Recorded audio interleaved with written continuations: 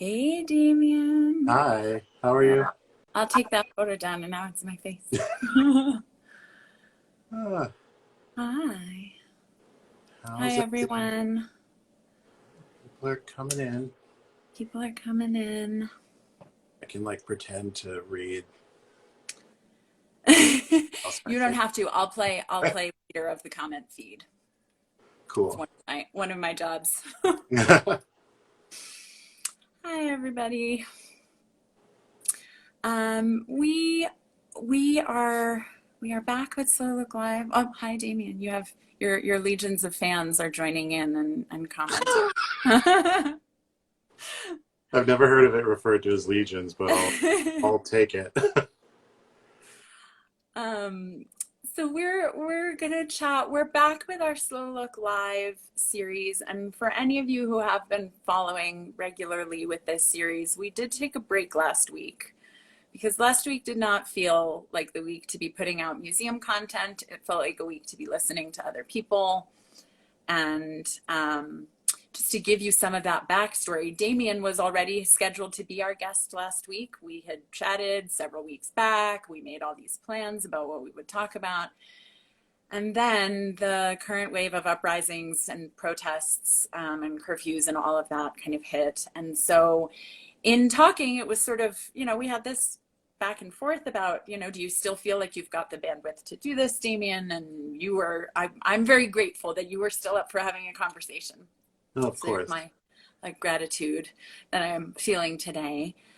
And one thing that and maybe this is a way to start off our conversation, is one thing that we talked about was wanting to obviously kind of shift the tone of our conversation in light of the new developments in the world and the fact that it's been an extra difficult time on top of what was already a difficult time, but not to do it in a way that made you feel like you had to speak on behalf of Black folks in some sort of monolithic way. And that actually got into some really interesting conversation about like this idea of there being no such thing as a monolithic voice for Black folks. So maybe I thought like that was where, because Damien, in case you have not seen, is both a sculptor himself and also a professor who teaches sculpture and also sort of professional skills for artists at SUNY Purchase in New York.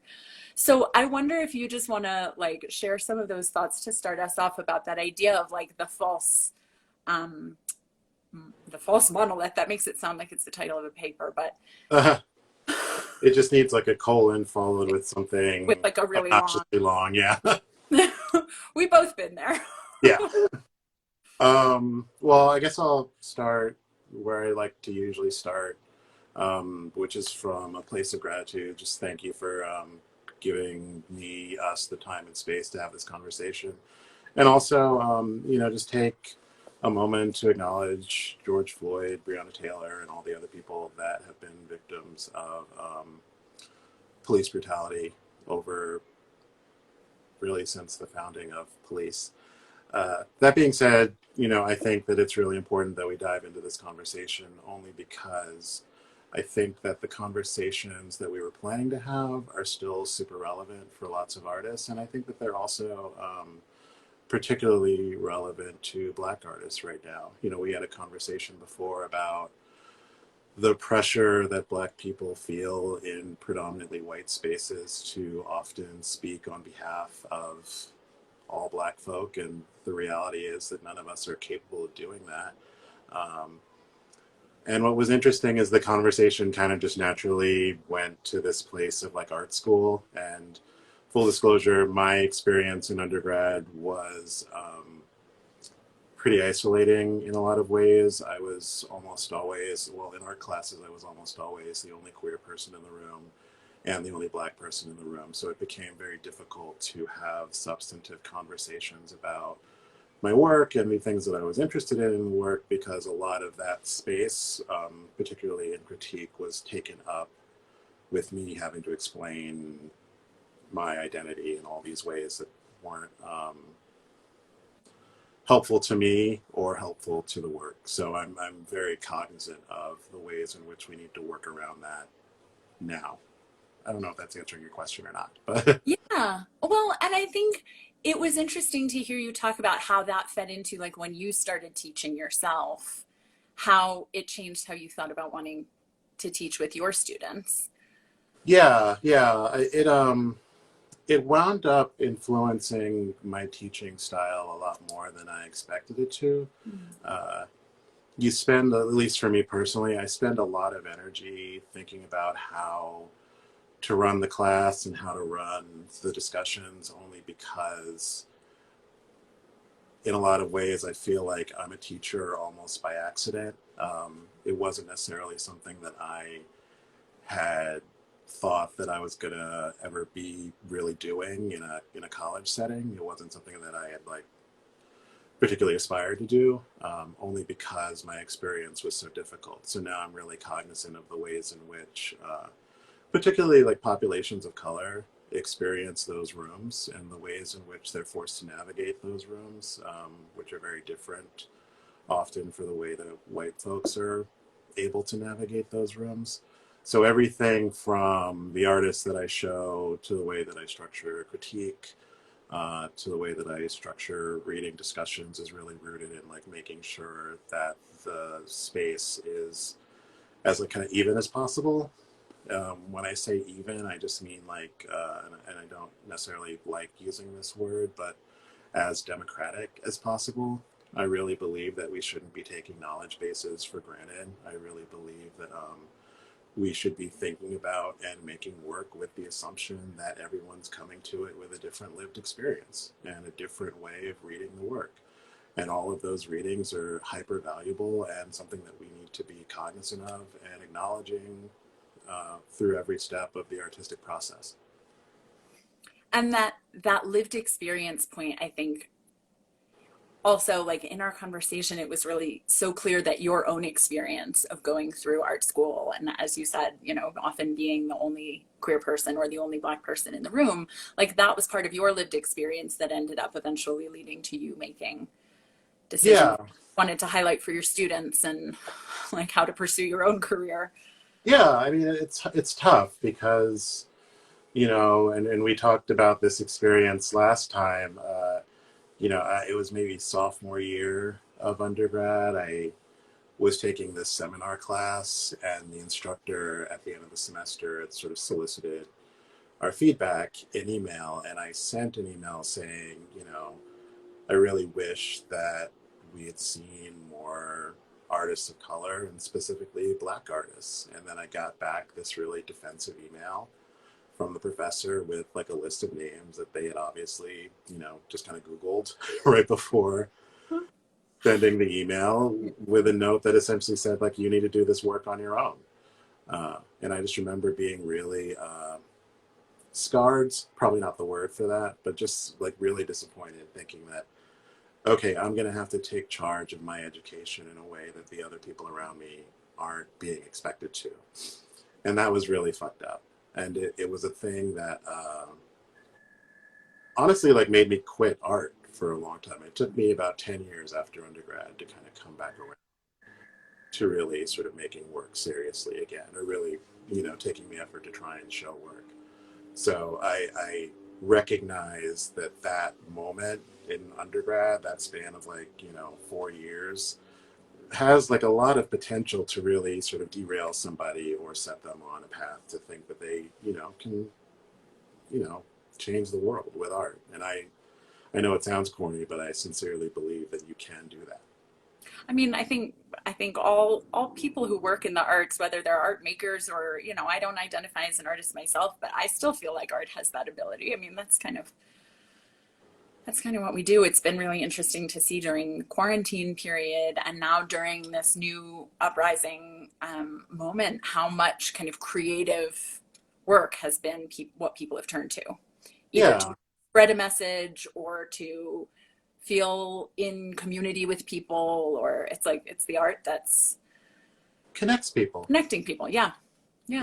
That mean at least for me, um, a lot of my work is about symbols and shapes and communication and the ways in which communication fails us, or thinking about those moments where it breaks down.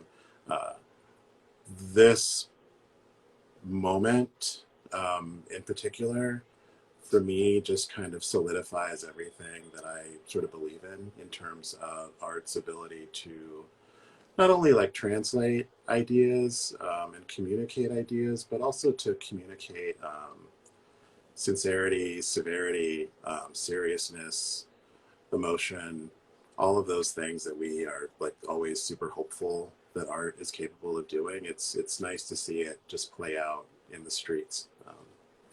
It feels good. Yeah. Yeah, I mean, I think that was one of the things that has carried over that I think we still wanted to talk about, like that we were going to talk about when we first started chatting, that we still want to talk about today. It's just like that importance of being able to make art and know how to get it out there and know how to be sort of like in control of that communication and that messaging for yourself as the artist, um, especially if you're an artist of color, Yeah, especially. yeah. It's unfortunately a thing that's not taught very much in art school, unfortunately, which is why I've been really fortunate to get the leeway, the latitude to sort of structure my senior seminar class as a professional development class. So it's been really good and really satisfying to just show up to class and say, okay, here's how you apply for a residency. Here's how you make a budget for a project. Here's how you apply for a grant application. Here's how you make a newsletter. Um, all these things that artists typically are forced to learn how to do on the fly. Um, I've been given the latitude to open up space while they're still in undergrad to learn how to do that. And the hope is that navigating this weird, crazy, wild west art world that exists now might be a little bit simpler because of that. And that people have like that the artists have the tools for how to navigate that. They're not reliant on, you know, It, galleries or agents or museums to kind of make those decisions for them. It's like that yeah, you're training this whole generation of artists to do that for themselves in the way that they want. absolutely. I mean, it's the whole reason that I kind of found my way back to making art seriously. After undergrad, I went back and got my master's in visual arts administration. And it was through like grant writing and fundraising and strategic planning that I realized, oh, I can do all these things for myself now. I don't have to wait for like a gatekeeper to decide that my work is good enough to show me how to do these things. I can just go out and do my own marketing, do my own research, write my own budgets. All of those things that you typically have to rely on sort of gallery professionals to do for you. I was able to kind of just make happen on my own. So then um, there was no worrying about who was in control over what I wanted my work to look like out in the world, or um, worry about somebody else's like financial interests in relationship to the work. I can just do the work, and I can just sort of talk about the work and do all these things that I need to do to make sure that the ship keeps running. Yeah, I mean, not to get like super Marxist on you, but like you control the means of production, so It has its applications. I don't know if I would like buy into Marxism like full no. on, but there's definitely, most artists love to cherry pick those things that they like from Marxism. So I'll take that. At least that one. I Yeah. mean, I guess I wonder, and I should say, by the way, for anybody watching, we've had people giving you like thumbs up and waves and hellos. But if anybody does have comments or questions, feel free to put them in the comments here, and I will keep an eye on that and read them out while we keep going if anything comes up for you. I mean, I guess I'm sort of interested in that. Like you brought up that idea of like, not letting the gallery professional kind of take control or the museum have say, right? So that you have the way of navigating the art world as the artist yourself. But I also was really interested in that idea that you mentioned in some of our previous conversations about this idea of there being multiple art worlds, and that was like a discovery that you kind of came to later on. Um, Yeah. Yeah. It's like the thing that always is ringing in my head whenever I'm in one of those super uncomfortable situations that artists always find themselves in the art world, where you're like, okay, I really don't want to be a part of whatever's happening around me right now. I know that I have to accept that it's happening around me right now. Uh, but like a mentor of mine said, and I'm not sure if she even remembers that she said this, but it's this thing that just sticks with me. You know, there's many art worlds. You can decide which one you want to be a part of. And a big part of that means like finding your tribe as an artist, which is a super, at least it can be a super difficult, complicated thing to do, to find people that understand your work, value it, see the good that it can do, or you know, the potential that it has, and vice versa.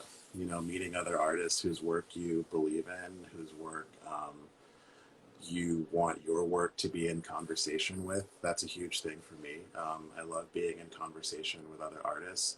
I love knowing and trying to understand what other artists think. Most of the time, because it's easier than trying to figure out what I think about things. Well, they're like mutually beneficial feedback loop there. Oh, well, definitely. I mean, I think that, you know, by learning how to understand other artists, you learn how to understand yourself. Um, and that's the great thing about art is by making art, by looking at art, by talking about art, you're not only learning how to understand other people, but you're learning how to understand yourself. And a big part of that means finding your tribe, finding that art world that is going to nurture you and nourish you and protect you and empower you. And I think that's also, you know, it's sort of like that's part of what breaks down the that like false monolith of the art world as well, is when you get people finding their own art worlds or Mm-hmm. their own tribes within the larger landscape of the art world. It's like that's I feel like that's what shifts things, you know, that's what brings new conversations into, you know, when I work in the museum space, it's like that's what brings new conversations into the museum. That's what brings new ideas for programs. Like, you know, it's like artists finding their own art worlds, and making those public is what then has the larger like ripple effect out into the larger art world as well. You know, because it's just so easy, especially for young artists, it's so easy to get caught up in what other people are doing or where they're showing. And I think that the hardest thing in those early stages is just recognizing that you can't compare your trajectory as an artist to someone else's. Um, I think I spent a lot of, this is me personally, I spent a lot of time looking at other artists around me and trying to understand why things weren't happening for me. And it wasn't until I kind of stopped listening to all these people that were telling me what the work should be or what it is supposed to be doing. It wasn't until like I tuned all of that out that things actually started to go up. Uh, Yeah. that being said, you know, I do think that critique is important. I think that hearing from other people is important. And that's kind of like the delicate dance is knowing when to let those voices in and when to like turn off the valve and try to. Well, and like you said, there's like the professor that you had who got defensive when you tried to offer feedback. And that, I mean, I don't know if you want to share the story about your own feedback that you offered one of your Oh, students. absolutely, I think it was a absolutely. really good, like, here's the Well, other way you could do it. well, this is the thing, you know, you go through these experiences and you try to learn from them as best you can. And you know, it's very easy to think that you've absorbed all of those things and you've taken it in and you've made yourself like really powerful because of that. But like, you know, you can get checked all the time too. You know, this semester I was like in the middle of like my speech saying like you need to take charge over your education. If people aren't showing you artists that represent you and talk about the things that you're interested in and artists that are going to resonate with you, you need to like speak up. And then one of my students was like, you know, well, I wish you showed us more Asian artists. And I was like, okay, I've shown you some, but maybe I haven't shown you enough. Like, not enough for it to really sort of do what it needs to do. And that's when I had to go back and say, like, yeah, I need to go do this work. I need to go find some more names, find some more work, and make sure that this person is getting what they need out of it. I'm not going to put the onus on this like 19-year-old to go do this research themselves. It's madness, you know. That's what my And job is as the professor. and I will say, without like derailing our conversation too much into like the current moment of protest, but I feel like that's a lot of the conversations I've been having and that we've been having around the museum, both the Aspen Art Museum specifically, but also just like in talking to lots and lots of fellow museum professionals, that it's like it's a very white dominated field, museum workers, and it's like the white people, like we're the ones, the white people who need to be doing the work right now to figure out what we can do, you know, and not putting that on our colleagues of color, especially our Black colleagues, Yeah. um, to like teach us how to do better. It's like we should figure out how to do better. Yeah, I mean, and I feel like that's a stance that extends to all of us. You know, the reality is that bias exists in all of us, racism exists in all of us. Some of us are more victims to it than others. Uh, but it's our responsibility just as human beings to constantly do the work of, like, you know, checking in with ourselves and holding ourselves accountable. Um, there's so many resources online now where anyone who is sincerely trying to take that work on doesn't need to put the onus on a person of color to do that work for them. That being said, I feel like a big part of my artwork is about taking that on in a lot of ways. But at the same time, it kind of has to be on my terms. You know, I'm not going to Yeah. just do this work because someone asked for it. I do the work in a way that's like nourishing, in a way that I think can help other people, and in a way that's going to hopefully get people to think. I did And see, it feels meaningful and it feeds you. yeah, It's not exactly, like someone else's request. It's exactly. your choice. I do think I think I saw a question somewhere. Yeah, yeah, there were a couple. So one, there were a couple, and I guess honestly, some of what you just said, I think also applies. So, one was asking this. This one is a question from my mom. I don't know everybody's username, but I do know my mother's. Thinking about that idea of critique and feedback, like what do you find the most valuable? You know, is it people in the art world? Is it people in your classes? Is it non-professionals? Is it fans? Like, what do you find as valuable feedback and critique on art? Like from what sort of community or profession you I mean? don't know. However you wanna. Yeah, I mean, I think that it's tough because I don't necessarily think that the best advice is always going to come from a curator. I don't think the best advice is always going to come from another artist. I don't think that you can really sort of put any kind of value placement on someone's profession in relationship to their ability to give you good feedback about your work. Um, I've gotten really amazing feedback from people who have like been to a museum for the first time in their lives. I've gotten, you know, I did a residency at the Sugar Hill Children's Museum of Art and Storytelling, and I got like a lot of really amazing feedback from 5 year olds. You know, Kids sometimes, always say the best things about art. well, they're just super honest and they're super curious and in ways that adults just don't allow themselves to be. So you get a lot of feedback that you just wouldn't normally get from adults. So that's, I mean, it was a big part of why I did it, just to have that experience. But I think the best advice I can give is to just be open to feedback from anyone, no matter where they come from, because Mm-hmm. you're always going to be surprised about where the best feedback comes from. Sometimes it's from, like, you know, some mega curator who's done all these biennials. Sometimes it's from the janitor. Yeah. Sometimes the best advice for your art career comes from the janitor. Who is probably around more art if they're the janitor in an art museum than like Hello, you know, or they like living with the stuff right. constantly, and they're not in their own head about their own shit because they're like divorced from it in all these ways, so they're able to be more objective about it. Uh, that's just my feeling. I think Yeah.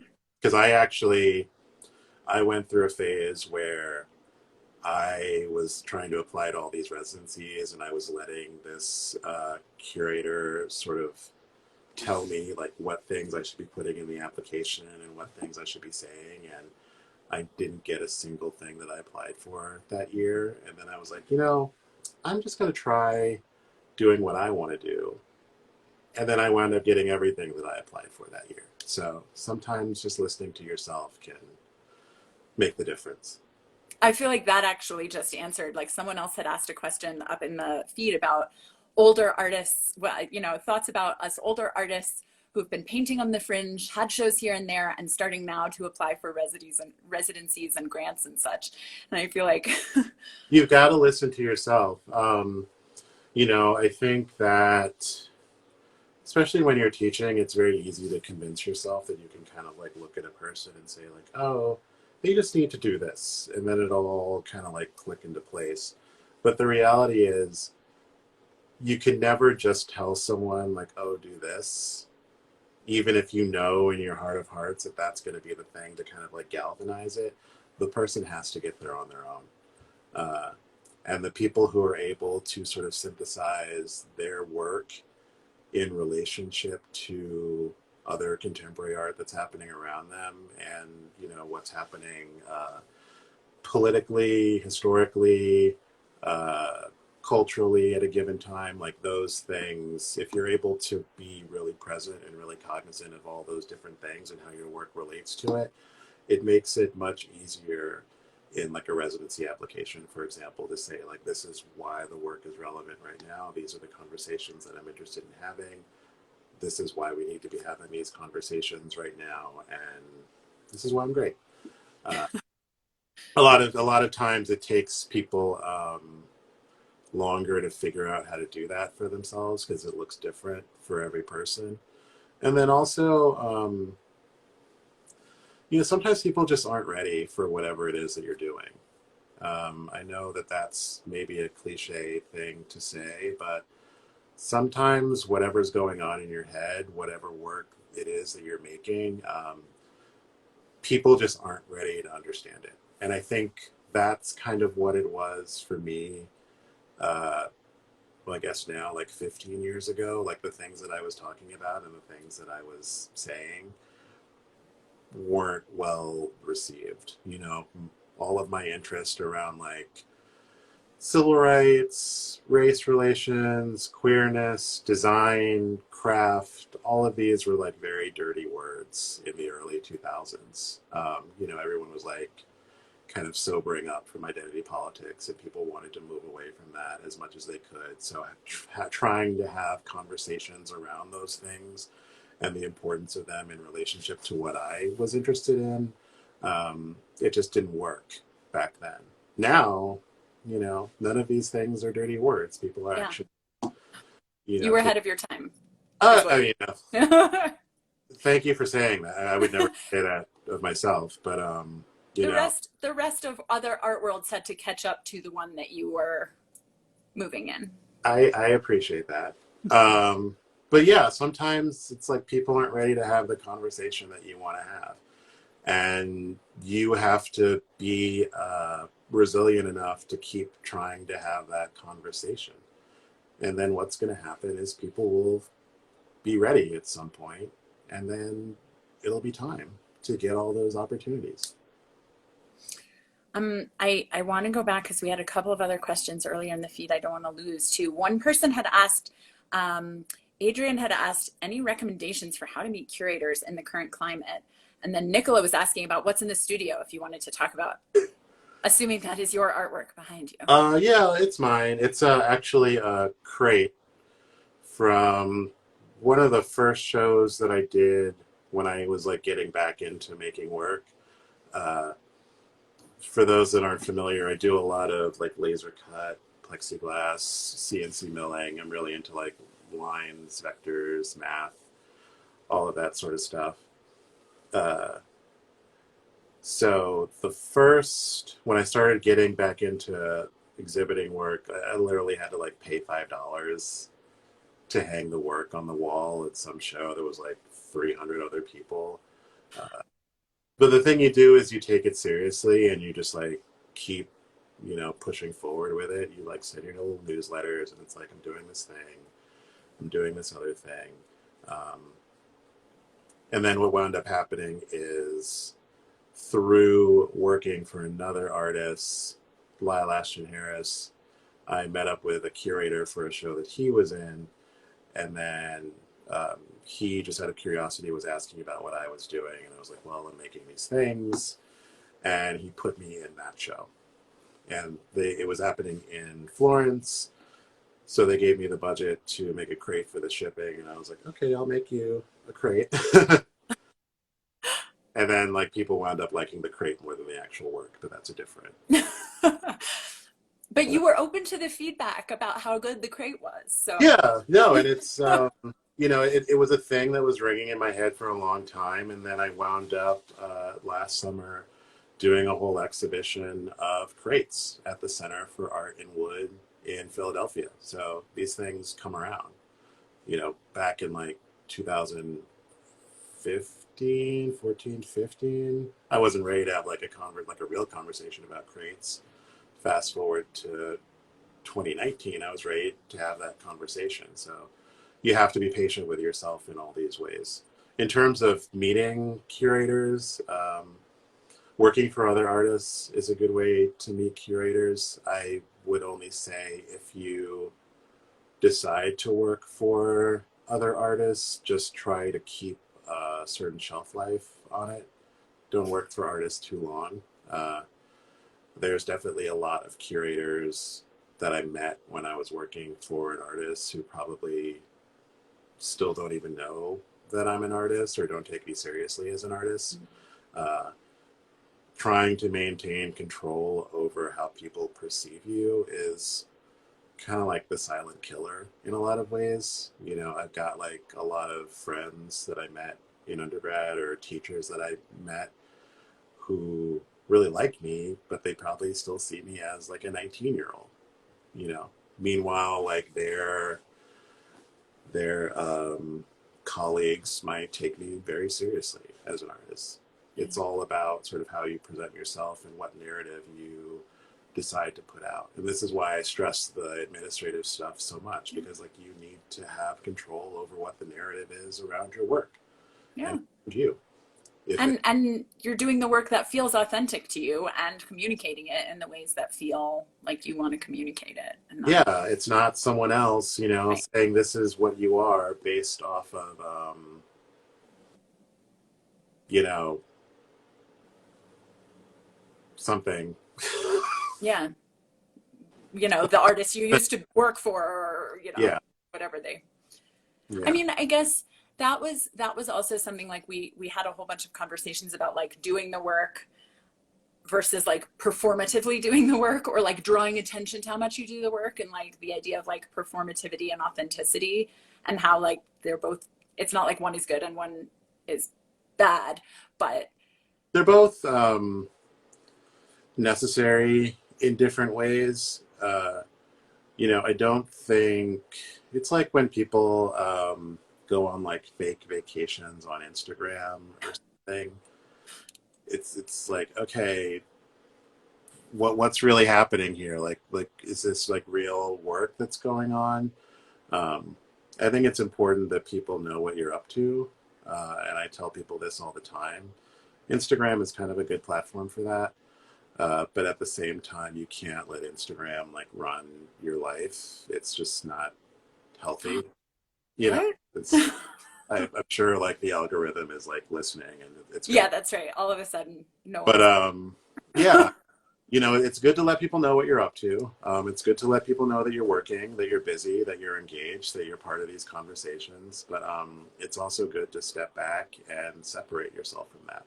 I very much think of Instagram as like a marketing tool. I don't believe in living my life on Yeah, Instagram. That doesn't feel, I'm really thankful to be born into a generation that got to grow up without this. Um, same. yeah, I just think about like if this were a thing when I was 13, I don't know how I would be able to like handle it. Uh, Now it's just something that I use to put out the work and to keep control over the narrative around my work. But I will also say, I think like one of the other things, and I think we touched on this in some conversations we've had too, is that when it comes to kind of making like good, solidly good, meaningful use of some of these tools like social media. I feel like it is some of the younger generations who have grown up with this or who've lived more of their lives with these tools that are knowing how to use Instagram or TikTok or, you know, whatever it may be in the moment to amplify the message that they want. Well, they have a familiarity with it that, I maybe envy, but don't aspire to have in any way, if that Yeah. makes sense. I just don't. I want to be good enough at Instagram to make it useful. I don't want to be good enough at Instagram for it to take over my life. Yeah. I mean, I'm very happy to like watch and learn from people who use it Yeah, in other ways, but I think I'm kind of with you. I mean, I don't know. We didn't actually compare ages, but I'm also of this generation that didn't have the internet until basically till I went to college. So yeah, same. It's I don't know. I think that and this is the thing that I stress with students as well. In person, real interactions are still super valuable. Meeting someone in person, being able to have a conversation with someone in person that's not, in however many characters these systems allow, uh, it's important. yeah. Or at least I think so. That being said, apocalypse and all, we're forced to communicate in this way, but I also feel like this is as close to like a regular conversation as we can have right now, and it Yeah. feels as natural as these things can feel. Yeah.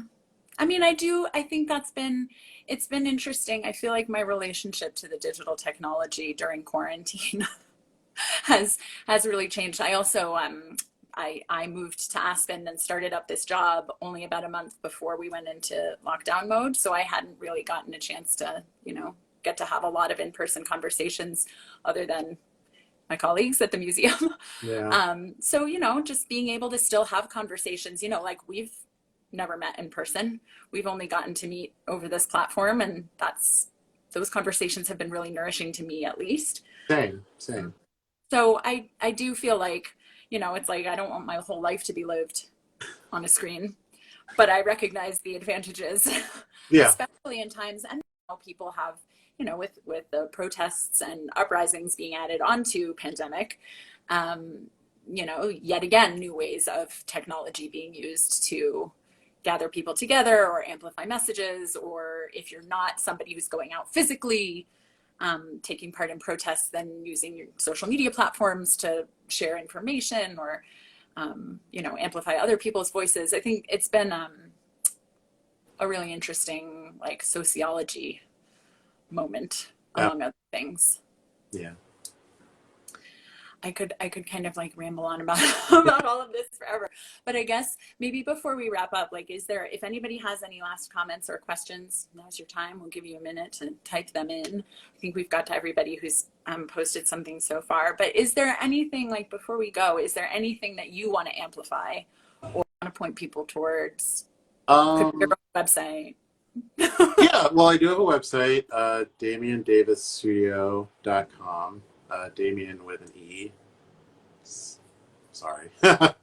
um, and then also, I would just say maybe be on the lookout because I'm putting together a couple projects that I think should be fun. That's going to happen on this platform. One's a fundraising opportunity, and then another is just kind of a community building thing. So just if you're inclined, just check in. Nice. Go follow Damien. See what he's up to in the Or that, sure. future. um, oh, thank you, Jackie, who just said, thank you for doing these Slow.Look lives. I've learned so much from them and look forward to them every week. Well, and I feel like I'm going to take Jackie's comment and kind of like use it to sort of go back to where I was at the beginning, which is thank you, Damien. I think this was definitely, especially right now, and especially just I don't know, it's like trying to have a conversation that feels meaningful right now. I appreciate that you kind of like we were able to have some extra lead up conversations and some extra communication. And I've really appreciated our back and forths over the last few weeks. I mean, thank you again just for letting us have this conversation openly and publicly, and for the people that are watching this, you know, keep doing the work. Whatever that work looks like for you right now, it's what people need. So just don't stop doing it. I love that. Let's end on that thought. Yeah. Thank you all. Thank you, Damien. I hope you all find something restorative this weekend and keep doing the work, as Damien said. Self-care too. Self-care. Okay. Good to Bye. see you.